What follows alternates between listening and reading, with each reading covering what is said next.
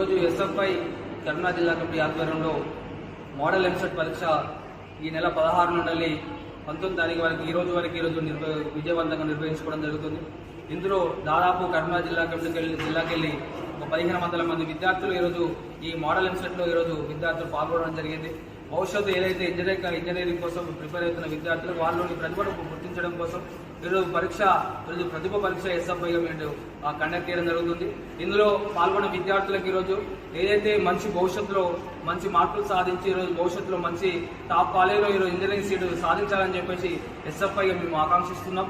దాంతోపాటు ఈరోజు ఎస్ఎఫ్ఐ అనే పోరాటాలే కాకుండా ఈరోజు విద్యార్థులకు ఏదైతే పబ్లిక్ పరీక్షలు సిద్ధమవుతున్న విద్యార్థులకు వాళ్ళలో మనోధైర్యాన్ని నింపడం కోసం ఈరోజు ఈ పరీక్ష అనేది నిర్వహించడం జరుగుతుంది. దీనికి కన్వీనర్గా చుక్క రామయ్య గారు వివరిస్తూ దాదాపు 20 సంవత్సరాలకు వెళ్ళి ఈరోజు ఈ ఎస్ఎఫ్ఐ మోడల్ టెస్ట్ అనేది నిర్వహించడం జరుగుతుంది.